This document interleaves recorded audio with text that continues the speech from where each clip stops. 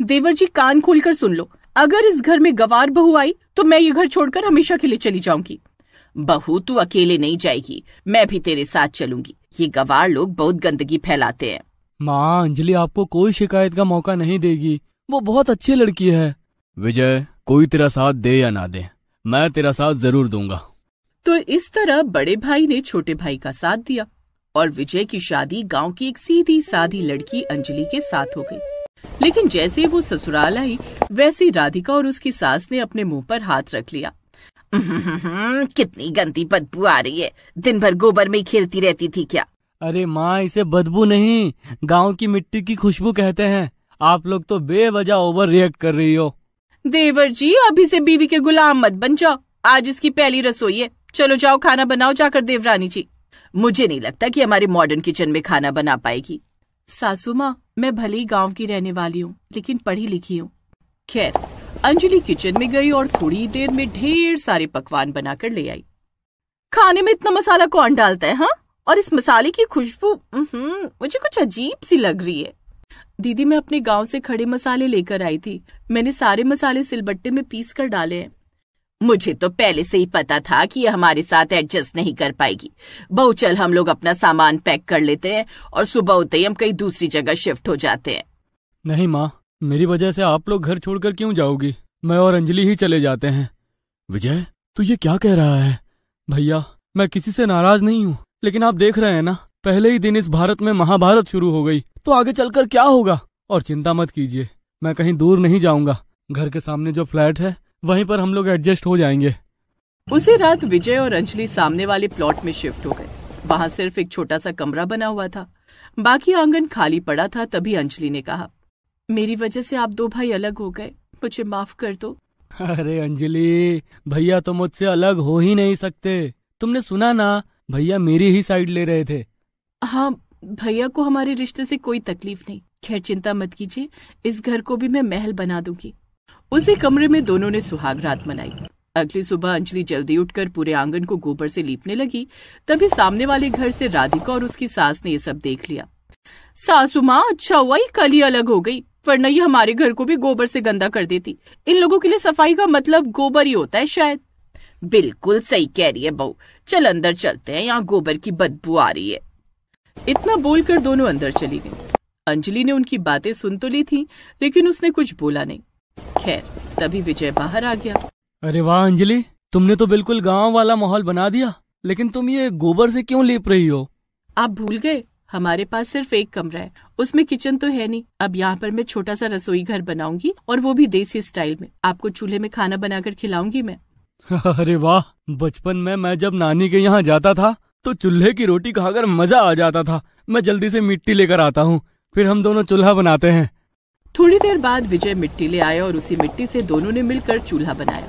तो इस तरह देसी रसोई घर कुछ ही देर में बन गई। अंजलि ने उस मिट्टी के चूल्हे में खाना बनाया।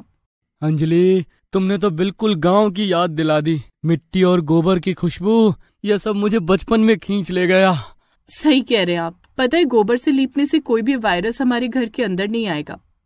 तभी एक बार फिर से घर के बाहर अंजलि की सास और जेठानी आ गई। गंदगी को तू सफाई क्यों बोलती है? हमारा घर देख, मार्बल के पत्थरों से कितना चमक रहा है। इसे कहते हैं असली सफाई। गोबर पोत देने से सिर्फ गंदगी होती है। माँ, आप तो ऐसे बोल रही हो जैसे आप कभी गांव में रही ही नहीं हो। हाँ, रही हूँ, इसीलिए तो मैंने शहर में शादी कर ली थी। गांव में सुबह उठते ही हर तरफ कीचड़ दिखता था, हर तरफ गाय और भैंसे गोबर कर देती थी, चारों तरफ गंदगी गंदगी होती थी। वही गंदगी लेकर अंजलि तेरी जिंदगी में आ गई। सासू माँ, हम दोनों यहाँ ज्यादा देर तक खड़े रहे तो गोबर की बदबू से हम दोनों बीमार पड़ जाएंगे। चलिए अंदर चलते, मैं भी खाना बनाती हूँ। दोनों घर के अंदर चले गए। राधिका अपने आलीशान किचन में जाकर खाना बनाने लगी। उसके किचन में बहुत बड़ी डस्टबिन रखी थी। आजकल तो फिर फ्रिज में भी सब्जियां सड़ने लगी। इन्हें डस्टबिन में फेंक देती हूँ, वरना गंदगी फैल जाएगी। मुझे गंदगी बिल्कुल पसंद नहीं। राधिका ने सारी सड़ी हुई सब्जियां भी उसी डस्टबिन में डाल दी और ढक्कन ऊपर से बंद कर दिया। खैर, थोड़ी देर बाद वो खाना बनाकर ले आई। सारे लोग एक साथ बैठकर खाने भी लगे। राधिका, रोज रोज तुम एक्स्ट्रा खाना क्यों बना लेती हो? अरे शादी के 2 साल हो गए, अभी तक तुम्हें आइडिया नहीं लगा कि कितना खाना बनाना चाहिए? बेटा, तुझे जितना खाना है खा ले और चुपचाप ऑफिस जा। खाना खाकर अजय काम पर जाने के लिए जैसे ही घर से निकला तो सामने से विजय भी तैयार होकर निकल रहा था। क्या बात है अंजलि, तुमने तो बिल्कुल गांव वाला माहौल तैयार कर दिया। कितना अच्छा लग रहा है यहाँ पर। मिट्टी की सौंधी सौंधी खुशबू आ रही है। कितनी साफ सफाई है। भैया रुकिए, मैं आपको चाय पिलाती हूँ। अंजलि, अभी मैं और विजय ऑफिस जा रहे हैं। मैं वादा करता हूँ शाम को सबसे पहले मैं तुम्हारे हाथ की चाय पीऊंगा। ठीक है भैया। खैर अजय और विजय ऑफिस चले गए। वहीं दूसरी तरफ सारा बचा हुआ खाना लेकर राधिका किचन में गई और ये सारा बचा हुआ खाना डस्टबिन में फेंक देती हूँ। पूरे किचन को फिनाइल से साफ कर देती हूँ। मुझे साफ सफाई पसंद है। अंजलि की तरह गंदगी बिल्कुल पसंद नहीं मुझे। चारों तरफ गोबर फैला रखा है उसने। तो इस तरह राधिका ने सारा बचा हुआ खाना डस्टबिन में फेंक दिया। खैर शाम को अजय विजय की जैसे ही छुट्टी हुई वैसे ही दोनों लोग विजय के घर पहुंच गए। ये लीजिए, आप लोग पानी पीजिए, तब तक मैं यहीं आप लोगों के लिए चाय बनाती हूँ। अंजलि ने वहीं बाहर चूल्हा जलाया और चाय बनने के लिए रख दी। चूल्हे से थोड़ा सा धुआं निकल रहा था। तभी राधिका और उसकी सास भी बाहर आ गए। अंजलि, तू सुबह शाम चारों तरफ प्रदूषण क्यों फैलाया करती है? पूरे मोहल्ले में धुआं फैल रहा है, हमारे घर तक आ रहा है। माँ, ये धुआं किसी को नुकसान नहीं करेगा, थोड़ा सा ही तो है। और वैसे भी यहाँ 24 घंटे इस रोड से बड़ी बड़ी गाड़ियाँ निकलती रहती हैं। उसके धुएं से प्रदूषण नहीं फैलता क्या? आप वहाँ चाय पीने क्यों चले गए? गंदगी कुछ ज्यादा ही पसंद है क्या आपको? पहले तो गोबर की गंदगी और दूसरा इस धुएं का प्रदूषण। उस गंदगी में अगर 5 मिनट भी बैठ जाऊंगी ना मैं तो बीमार पड़ जाऊंगी। अरे तो इस गंदगी में आप लोग ज्यादा देर खड़े मत रहो, जल्दी से अंदर जाओ, खाना बनाओ। मैं बस थोड़ी देर में चाय पी कर आता हूँ। क्या मैं अपने छोटे भाई से 2 मिनट के लिए मिल भी नहीं सकता? चल बहू अंदर चल, मुझे तो यहाँ गोबर की बदबू आ रही है। जैसे ही दोनों अंदर आए अंदर भी कुछ अजीब सी बदबू आने लगी। बहू, अक्सर हमारे घर के अंदर से कभी सड़े टमाटर तो कभी सड़े प्याज जैसी बदबू आया करती है। सासू माँ, मैं अभी रूम फ्रेशनर डाल देती हूँ, सारी बदबू चली जाएगी। आजकल आसपास बहुत गंदगी हो गई है ना, सिर्फ हमारे घर को छोड़कर। राधिका ने तुरंत रूम फ्रेशनर छिड़क दिया। तब बदबू आना बंद हुई, लेकिन फिर भी उसकी सास ने पूरा घर चेक किया, किचन भी चेक किया। इस घर में कितनी सफाई है, मेरी राधिका बहू किचन को भी कितना साफ रखती है, फिर भी ये बदबू कहाँ से आती रहती है? कभी दोपहर में बदबू आने लगती है तो कभी आधी रात को। लगता है आसपास वाले गंदगी फैलाए करते हैं अंजलि की तरह, और मुझे तो लगता है अंजलि के घर से ही बदबू आती है। वहीं दूसरी तरफ अजय, विजय और अंजलि एक साथ चाय पी रहे थे। अंजलि, मैं यहाँ बैठा हूँ ना तो ऐसा लग रहा है मैं सुकून की सांस ले पा रहा हूँ। यहाँ दिल्ली में इतना प्रदूषण हो चुका है पर तुम्हारे घर में बिल्कुल प्रदूषण नहीं है। खैर ऐसे ही समय बीत रहा था। एक रोज दोपहर में जब अजय विजय काम पर गए थे तब अचानक राधिका और उसकी सास बुरी तरह बीमार पड़ गई। सासू माँ, मैं सांस नहीं ले पा रही हूँ, उठा भी नहीं जा रहा मुझसे। लगता है आज हमारा आखिरी दिन है, कोई हमारी मदद करो, कोई डॉक्टर को बुला दो। मोहल्ले का कोई भी उनकी मदद करने नहीं आया, पर आवाज सुनकर अंजलि भागी चली आई। हे भगवान, इनको तो बहुत तेज बुखार है, डॉक्टर को बुलाना पड़ेगा। अंजलि ने फोन करके डॉक्टर को तुरंत बुला लिया। छी छी छी छी छी, कितनी गंदी बदबू आ रही है। इस घर में कोई 2 दिन रह ले तो बीमार पड़ जाए। पहले इन दोनों को किसी साफ जगह ले चलो बेटी। अंजलि किसी तरह उन्हें अपने घर ले गई। वाह वाह, क्या बात है बेटी। पूरे शहर में सिर्फ यही एक ऐसी जगह है जहाँ बिल्कुल प्रदूषण नहीं है। इसे कहते हैं असली सफाई। ये क्या बोल रहे हैं डॉक्टर साहब? पता नहीं सासू माँ। खैर डॉक्टर साहब ने उनका चेकअप किया और कहा, देखिए इन्हें इसी वक्त खून चढ़ाना पड़ेगा। डॉक्टर साहब आप मेरा खून ले लीजिए पर इन्हें ठीक कर दीजिए। ये सुनकर राधिका और उसकी सास चौंक गए। खैर डॉक्टर साहब ने अंजलि का खून मैच करने के बाद उन दोनों को चढ़ा दिया। शाम तक उनकी हालत सुधर गई। अंजलि बेटी ने आप दोनों को बचा लिया, न सिर्फ खून देकर बल्कि इतना शुद्ध वातावरण देकर। इसे कहते हैं असली सफाई। आपका घर बाहर से तो साफ है पर एक बार चेक करके देखना, बहुत गंदगी है। कुछ दिन आप दोनों यहीं रहना। इतना बोलकर डॉक्टर साहब चले गए। बहू, हमने तेरी कभी इज्जत नहीं की पर तूने हमारे लिए इतना सब किया। आज के बाद हम सब एक साथ रहेंगे। हाँ अंजलि, मुझे भी माफ कर देना, तुम बहुत अच्छी और समझदार भी। मैं सड़ा गला खाना डस्टबिन में डाल देती थी, उसी वजह से हम बीमार हुए। असली सफाई तो तुम रखती हो। उस दिन के बाद हर दिन डस्टबिन का सारा कचरा कचरे वाली गाड़ी में फेंका जाने लगा और सब लोग एक साथ एक घर में खुशी खुशी रहने लगे।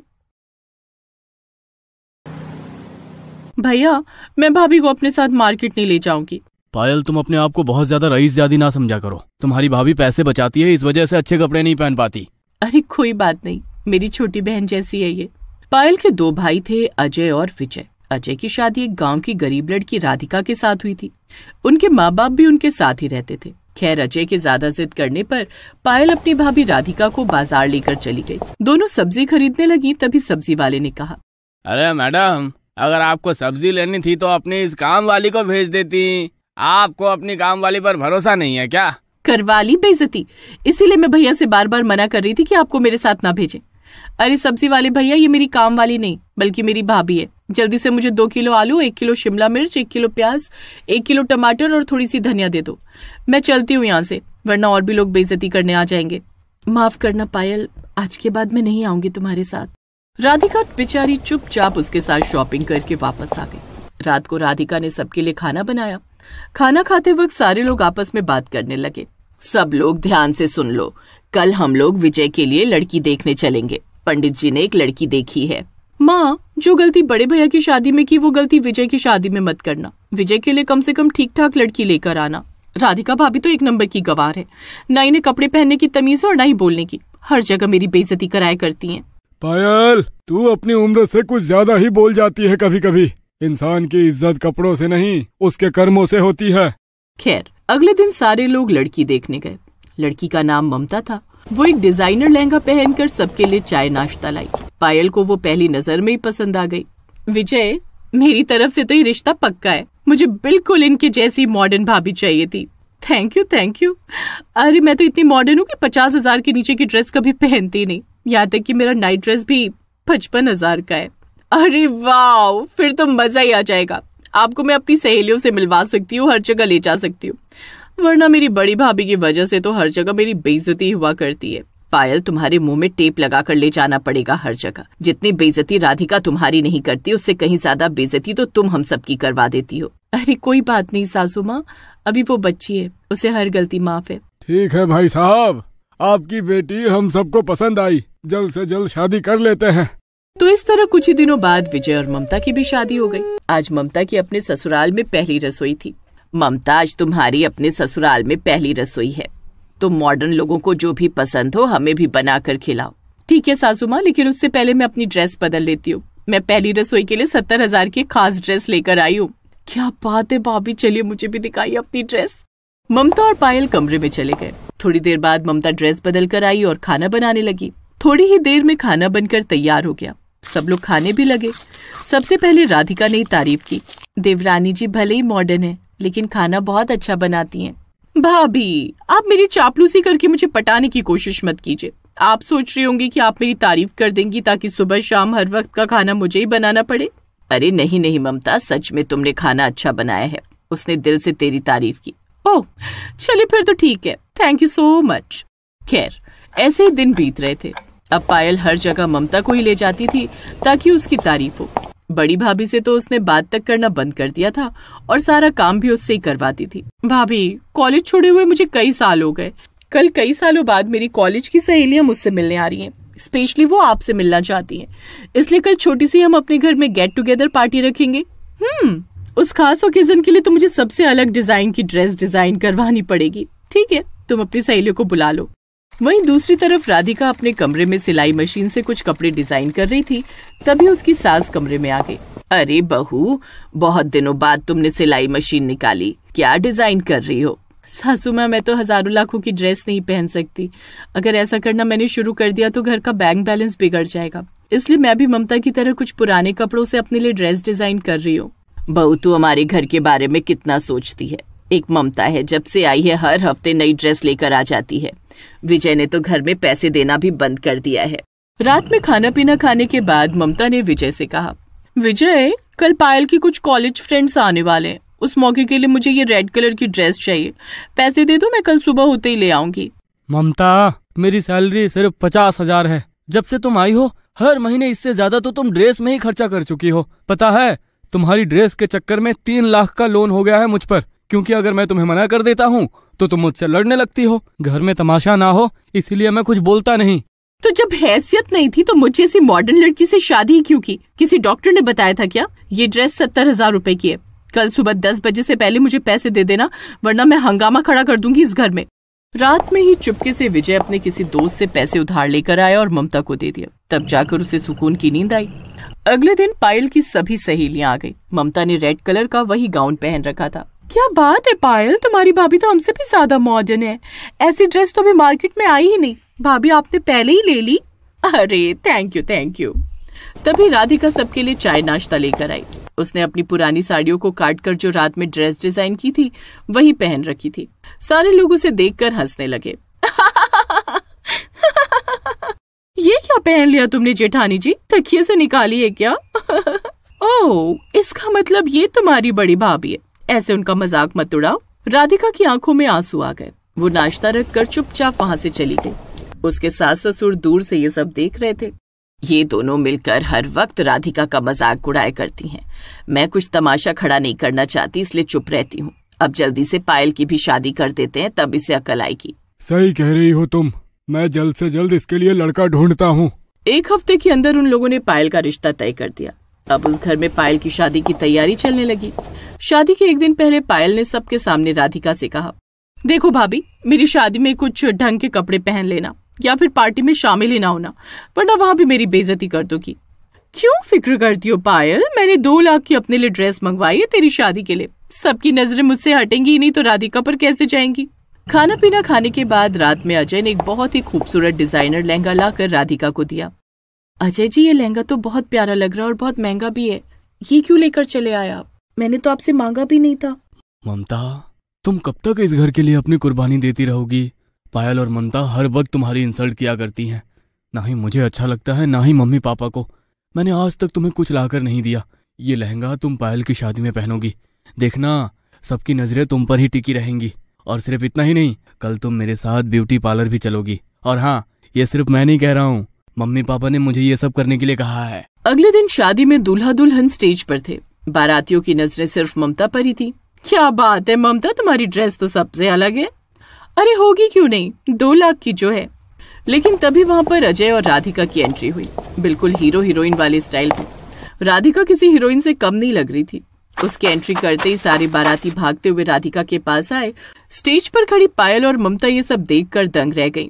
अरे राधिका, तुम तो बिल्कुल हीरोइन लग रही हो। कितना खूबसूरत पारंपरिक लहंगा पहना है तुमने। प्लीज एक सेल्फी। सच में भाभी, आप तो बिल्कुल कहर ढा रही हो। सबकी नजरें सिर्फ आप पर ही हैं। मुझे भी एक सेल्फी दे दो। ये राधिका भाभी के पास इतना खूबसूरत डिजाइनर लहंगा कहाँ से आ गया? सच में आज पहली बार भाभी हीरोइन लग रही है। सारे मेहमान, उसके सास ससुर, अजय विजय, सब लोग राधिका को घेर कर खड़े थे। तभी अचानक पार्टी में 4-5 आदमी आ गए। ए विजय, यहाँ तुम अपनी बहन की शादी कर रहे हो और अभी तक मेरे पैसे देने की हिम्मत नहीं हुई? और ये क्या?